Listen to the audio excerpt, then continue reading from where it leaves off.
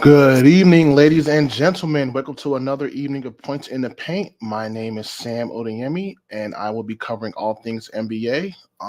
And yeah, it's good to be back.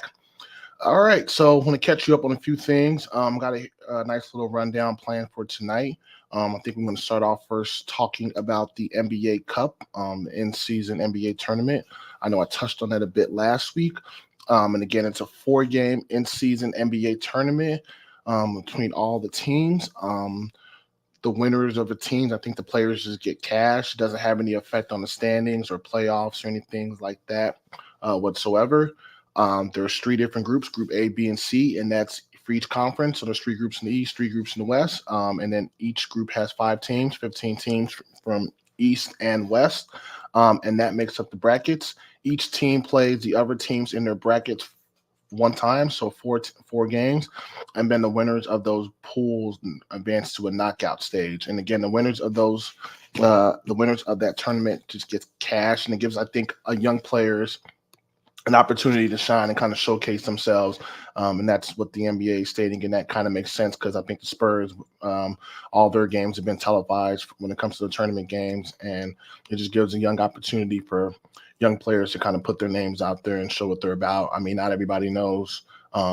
Everybody knows about Victor Wembanyama, but everybody might not know about the 30th pick in the first round or a second round pick who's playing on the team and balling out. So this tournament kind of gives those opportunities to those players. Just looking at the group play today, start with the Eastern Conference, Group A, Group B, and Group C. Group A, we have Indiana. I'm just going to read this in the order. Remember, there's five teams. Indiana's 2-0. Philadelphia is 2-1. Cleveland is 1-1. Atlanta is 1-1, and Detroit is 0-3. In Group B in the Eastern Conference, Milwaukee is 2-0. Miami is 2-0. New York is 1-1. Charlotte is 1-2, and Washington is 0-3. Lastly, Group C in the Eastern Conference, Boston 2-0, followed by Brooklyn 2-1. Orlando is 1-1. Toronto is 0-1, and Chicago, rounding out the Group C, is 0-2. We jump over to the Western Conference. Group A, Lakers 3-0, Utah Jazz 2-1, Phoenix Suns 1-1, Portland Trailblazers 1-2, Memphis Grizzlies 0-3. Group B in the Western Conference, we had the Pelicans at 2-1, Denver Nuggets at 2-1, Houston Rockets at 1-1, Dallas Mavericks at 1-2, and the LA Clippers at 1-2. And lastly, Group C in the Western Conference, we have Sacramento at 2-0, Minnesota at 2-0, Golden State at 1-1, Oklahoma City Thunder, surprise, at 1-2, and San Antonio Spurs at 0-3. Okay. So we'll have, looks like a couple teams will still play two more games, and a couple other teams will probably play one more game, which kind of makes sense. If some teams play three and some teams play two, since there's odd number of teams in the seedings. And the winners of those will advance to the knockout stage. Looks like the quarterfinals are set for December 4th and the 5th. Semifinals are December 7th, and the championship is December 9th. So we'll have a couple more tournament games before it gets down to the quarterfinals. So I think the next show should be wrapped up by the time I do my next show. So we'll continue to follow along and see what goes there as well. All right, so then switching gears and looking at the NBA regular season, what we all want to know, season's kind of well underway. So if I switch the standings and look at some of the top teams in the East and the West, we have our usual suspects in the Eastern Conference as of tonight, and there are some games going on, obviously. Boston, number one, followed by Philly, Milwaukee, Miami. Orlando's at 5. The Knicks are at 6. Pacers are 7. Cleveland's 8. Hawks are 9. And Brooklyn are 10. Definitely want to just look at the top 10 teams now because those are the playoff teams, obviously. In your Eastern Conference, you have your usual bottom feeders. I guess I'm kind of surprised that Chicago's in there, but I'm not surprised. But Toronto, Chicago, both those teams are probably on their way to rebuild. A young Detroit team, who's still trying to piece it together, and then getting back Cade Cunningham this year and their other players. the Wizards, and they're probably the circus team of the NBA to me, just because I don't feel like they prioritize winning it all. And the Hornets, with the Hornets, that I know they dealt with some injuries with Terry Rozier, and I believe some other players as well. So it will be interesting to see how the Hornets look when they take out, because I think the Hornets are good enough to at least be in the play-in game. LaMelo, Terry Rozier, rookie Brandon Miller.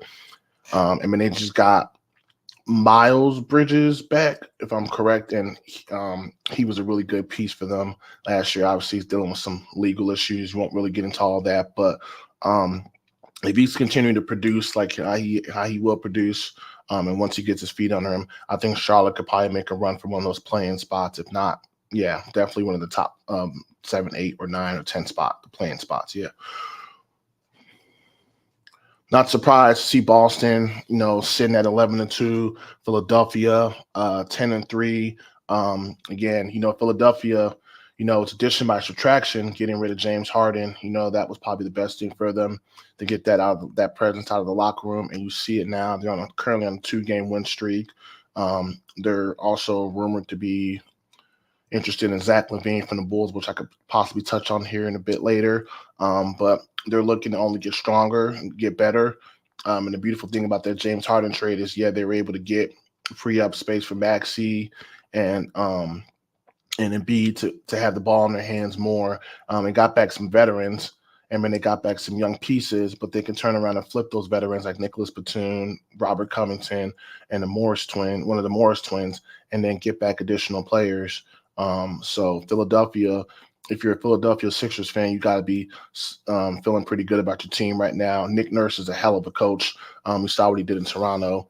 So I like, what Philadelphia is doing. Milwaukee looks like they've been playing better as well. They're on a 4-game win streak. Milwaukee's defense has been kind of questioned until late. They're simply just outscoring teams. They're scoring 119 points per game. So they have enough firepower offensively. I know they're missing some guys too. I know Dame's been banged up and other guys have been banged up. So I think Milwaukee will still be the top of the top as long as Giannis is there.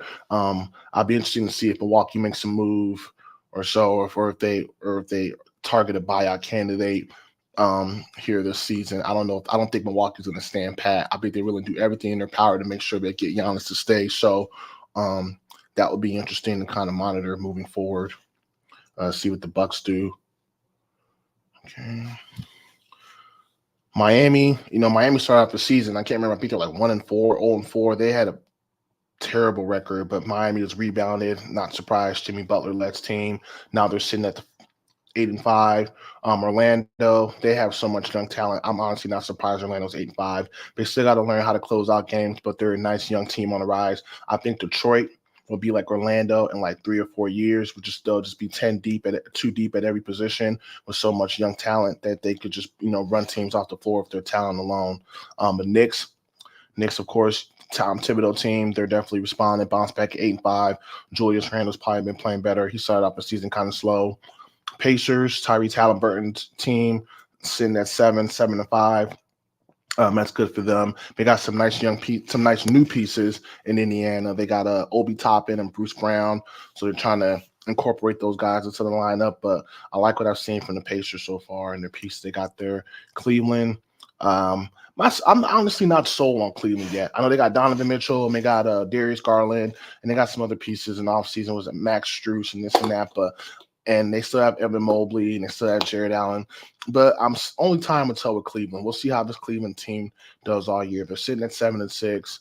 They won 3 in a row actually, so they were actually 4-6. So that's good for them. But we'll see. The jury's out on that Cleveland team, and the same thing with Atlanta. Just because I don't know if Trae Young and DeJounte Murray are the best fit, and I'm not sure if they have anything else really besides them, besides some bigs. I know they have DeAndre Hunter too, so. We'll see what happens with Cleveland and Atlanta. Brooklyn, I do like the Brooklyn team. I've watched a few of their games. They got a lot of length, a lot of wing players. Nick Claxton down low, Cam Thomas off the bench, who's dynamite, comes off the bench and probably give you like 23 points. They did lose Ben Simmons. He's got some nerve issues in his back, and then I think it's affecting his hip. So it'll be kind of interesting to see how that impacts them moving forward. And I was kind of hoping Ben Simmons would have a bounce back year, and he was playing good. And I followed some of their games up until that injury, so hopefully he can get back on the court. All right, so let's look at the Western Conference now. Ooh, this is a surprise. So as of tonight, Minnesota, yeah, Minnesota, the Timberwolves, yeah, they are number one in the West.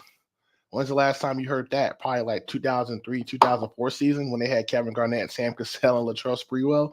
I think it's the only time Minnesota's ever even been in the top of the conference. Um, I could be wrong, and if I am wrong, please correct me. But Minnesota's 9-3. Uh, Oklahoma City is 10-4. Denver is 9-4. Sacramento's number 4 at 8-4. Dallas is number 5 at 9-5. Lakers are 8-6. Houston 6-5. Phoenix is 7-6. New Orleans is 6-7, and the Warriors are 6-8. And they're rounding out, and those are the top 10 teams in the West. So if the season ended today, those teams would be playing in the playoffs and playing games respectively. The Clippers, Jazz, Grizzlies, Trailblazers, and Spurs are all on the outside looking in. You obviously know the Clippers traded for James Harden. And I believe that was I want to say like right after my last show, or right before, but they just traded for James Harden, so they're still trying to incorporate him into the lineup. So we'll see what happens. So I don't know if the Clippers have been in the playoffs, I believe, every year since Paul George and Kawhi came together. So I can't imagine a scenario where they're not in the playoffs. I believe they can still eke in the play-in game. So that we'll see who that will put out. I'm not sure. Phoenix has been dealing with injuries, and we kind of knew that to their big three. Bradley Beal's out, and I can touch on that a little bit later. But Phoenix is 7-6. The Warriors have been kind of struggling. The Warriors are actually on a 6-game losing streak. And I know Curry's missed a few games with his knee. Draymond's been suspended, and dealing with all that. Wiggins hasn't been playing at his normal, how he normally plays. So Golden State, I believe they have enough moxie to still make a playoff push, but we'll see. There's some hungry young teams in the West. That Houston Rockets team, they're hungry. They're young. They got talent. Şengün and Jalen Green, Dylan Brooks and Fred VanVleet add veteran leadership. Jabari Smith, one of the Thompson twins. I think it's Amen Thompson. I could be wrong. It's either Amen or Asur. Obviously, it's one of the other. One of the Thompson twins. Mets and Knights, a young, hungry team. Sacramento, we know what Sacramento did last year, and they're starting to pick up. Sacramento's actually on a 6-game win streak. Surprise, surprise. So Sacramento, I think, is I knew Sacramento would. I was hoping Sacramento wasn't just a one-year wonder, and I know they started off the season kind of bad, but looks like they're kind of picking it up. And I love that backcourt of De'Aaron Fox and Malik Monk. Just the Kentucky boys, and yeah, so Sacramento and Sabonis down low. They're a load. Keegan Murray, some of those other pieces. Kevin Huerter, if they have him as well, provide perimeter play. So I like the Sacramento team. Dallas, Luka's just been special. And I'm not surprised there. Kyrie, Luka and Kyrie are a great duo. Tim Hardaway Jr. and their other pieces. Derek Lively, the rookies, making plays. And they're well coached. Jason Kidd's their coach, so they're well coached. Lakers the same. The Lakers actually moved Cam Reddish to the starting lineup, and that's helped their defense. And they moved Austin Reeves to the bench, so that's definitely been a win-win for them on both sides. So I'm not surprised they have a nice little streak. And I think LeBron just scored 37 points last night versus the Rockets. He scored 37 points last night versus Dylan Brooks. Let's just keep it real. And so LeBron's still trying to remind us that he's still one of the top-tier players. The thing with the Lakers is they rely so much on LeBron, and AD is so hot and cold. I don't know if they will be able to sustain that. Either AD's never going to be that guy. I saw a little segment by Rachel Nichols last week, and that is true. We could say that in life, you are who you are, or it is what it is in a sense. And AD is just, he's never, he had some dominant moments in New Orleans, but he's not going to be that guy that can give you 20 and 10. I think on a consistent night, some nights he might give you 15 and 15. Other nights he might give you 20 and 10. He's never going to consistently give you that, I think.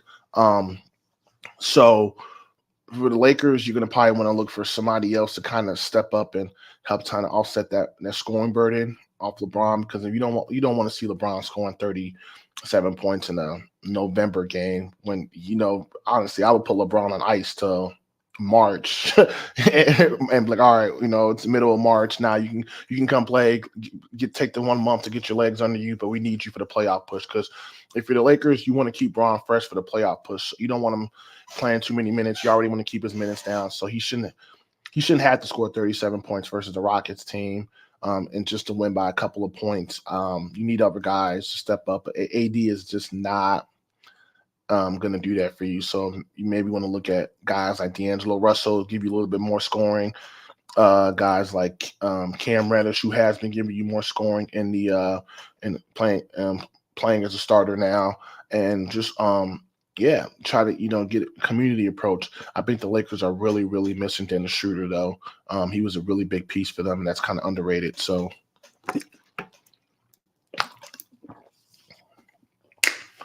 all right. So I previously mentioned James Harden. And obviously he's on the Clippers now. The Clippers are currently, 4-7. Their next game is tonight at San Antonio. So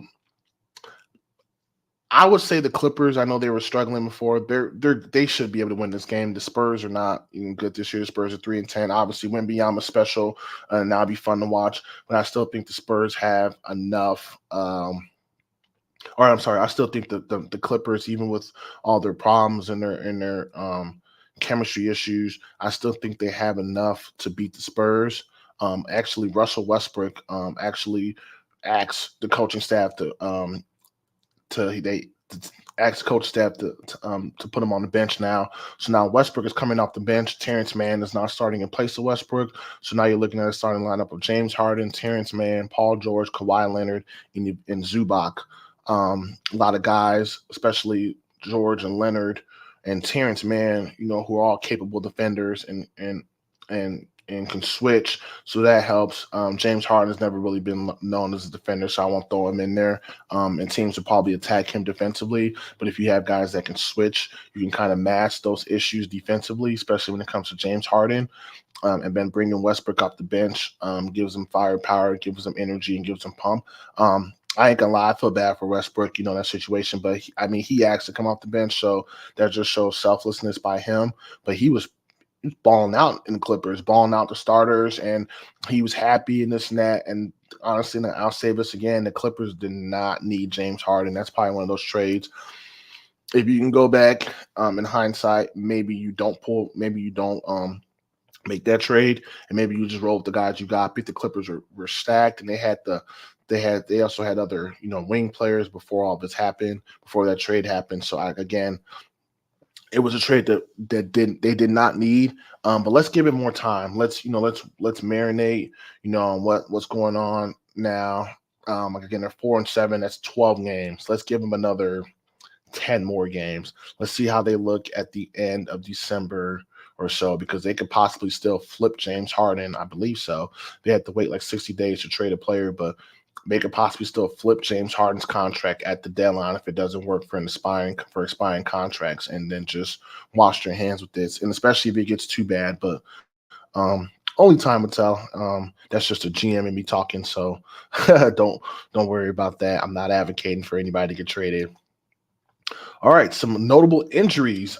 Bradley Beal from the Phoenix Suns, he's out at least the next 3 weeks with his back, and that's what I kind of touched on a little bit earlier, is it's going to be hard for this to really get a good look at this Phoenix team if the stars, Bradley Beal, Devin Booker, are out with injuries. Kevin Durant's been, I think, the only one that's played all the games.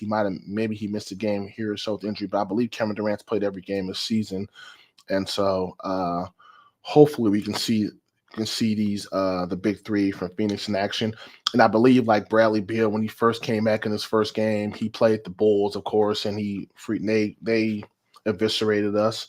Not surprised there. I don't think he was projected to play that game, and of course, he played the game he picks to come back or versus us because I mean, people can score career highs versus us. Joe Blow can come off the street and score a career high versus the Bulls, but the way the Bulls look now.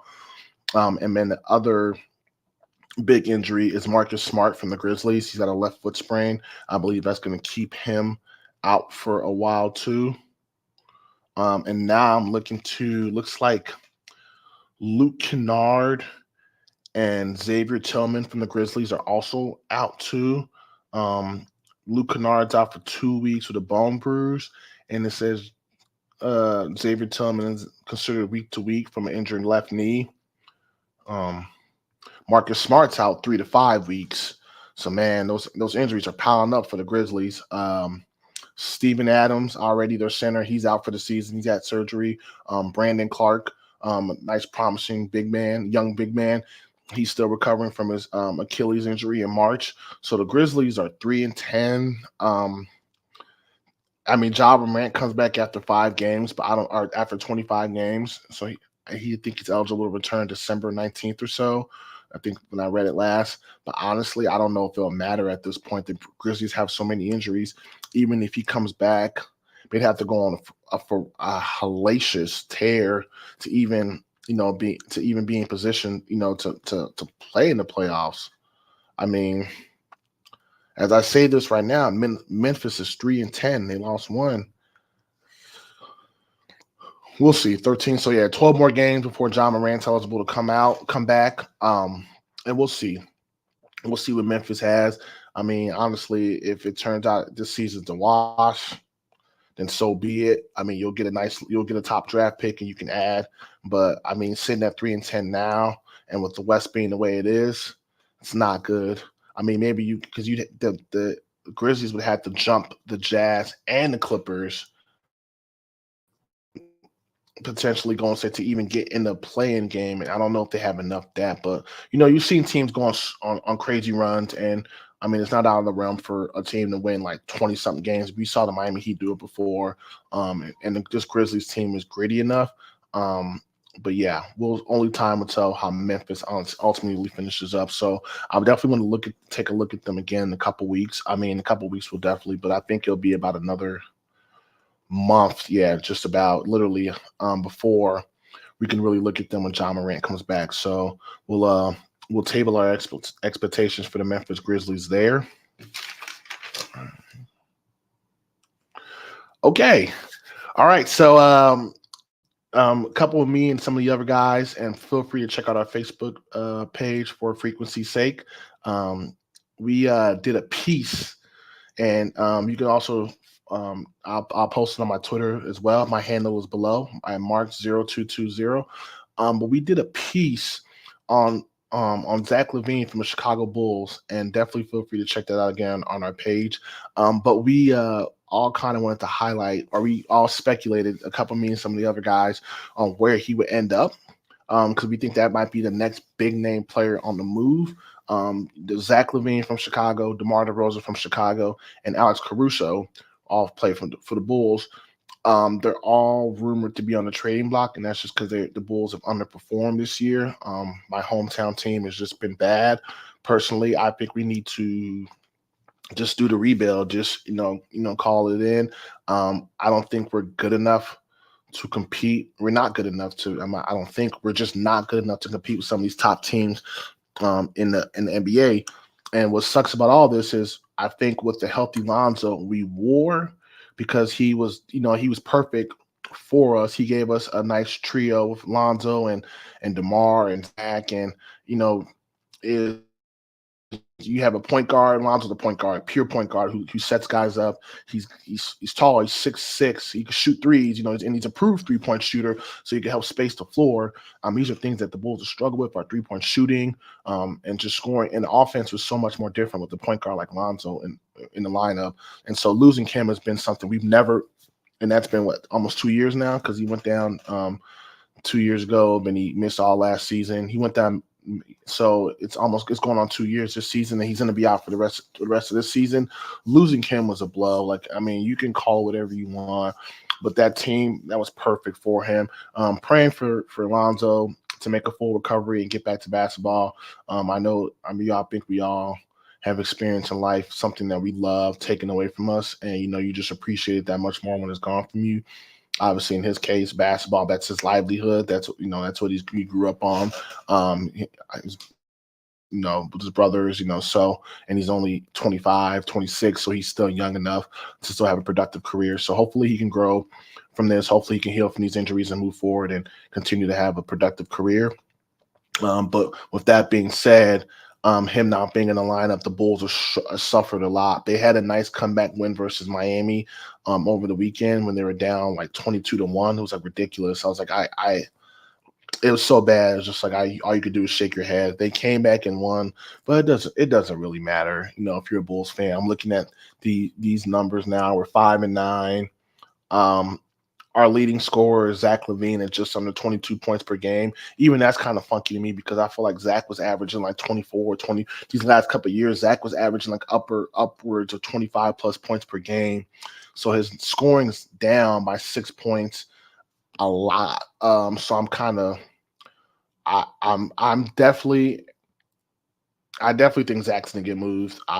I just do. I think it's like every little thing now is kind of magnified.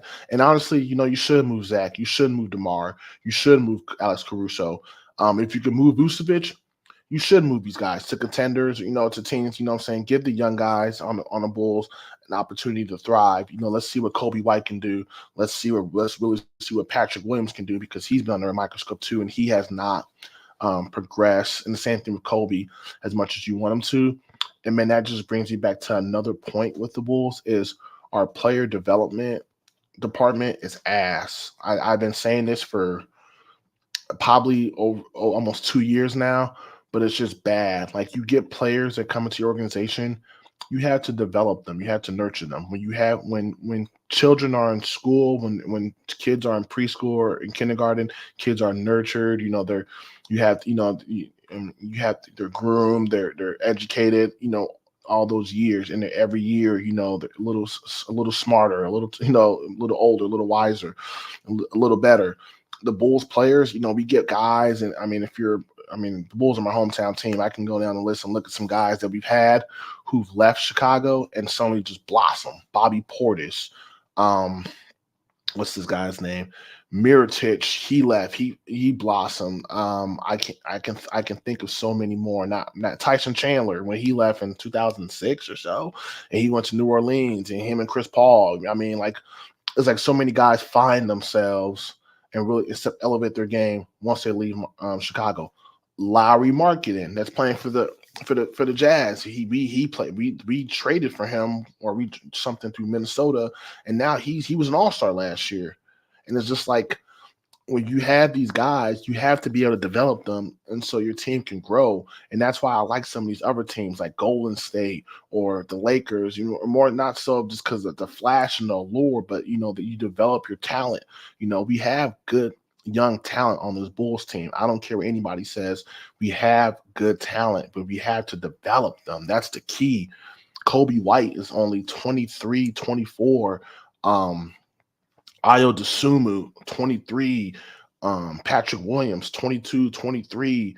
And then the rookie we drafted last year, Dalen Terry, and I want to make sure I say his name right. And he barely gets playing time, but I think you got to develop him. These are guys that can contribute to winning. And if you don't have that and you're so top heavy on your starters, your Zach and DeMar, it's gonna hurt.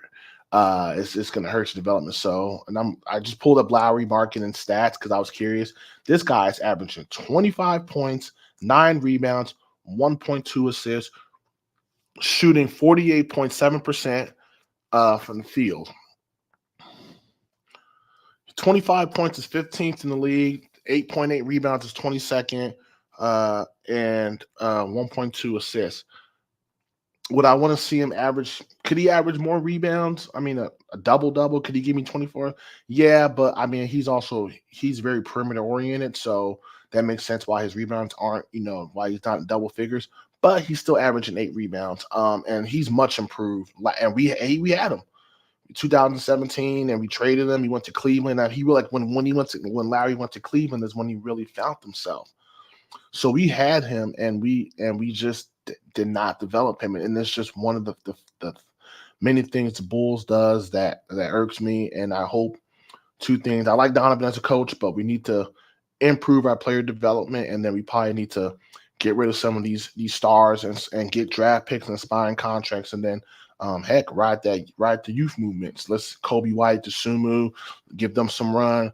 We bring back Terry from a G League, and we play him because I think he could be a nice piece for us down the road. I think he could be a jackknife for us. 6'8", forward, lefty, perimeter oriented, plays fast. But if you can really develop his skills, he could be a point forward for us where he can make plays. But maybe I'm asking too much. I don't know. All right, I'm done talking about the Bulls. That was just my little venting session. But yeah, that's all I have for tonight, guys. Another great night. Thank you for joining me. Again, feel free to follow us on Facebook. Feel free to follow me on Twitter. I do tweet things there. If there's something you want to touch on, please feel free to let me know. And hey, if you want to come on and chop it up with me sometime, I would love to, and talk sports, talk NBA. Hey, let's do it, man. Let's kick the can. You can get a hold of me, using my handle there below, or whatnot, or just reach out to our Facebook page, for frequency's sake, QCFF SQC. Just search at that Facebook, and you should find us for frequency's sake. Yeah, don't want to butcher that, but yeah, let's talk shop. I love to talk NBA. I love to watch it. Just love basketball, and I love to share that with opportunity to other people. And yeah, so I guess when we touch base, when I come back on next, we'll still be having the NBA in-cup season. So we'll look at that again. We'll look at the standings, honest, and I don't know if too much will change between them. If Minnesota's still number one in 2 weeks, man, I might have to buy me a T-Wolves jersey. Maybe I might have to buy me a who would I buy from T-Wolves? Rudy Gobert jersey. Maybe get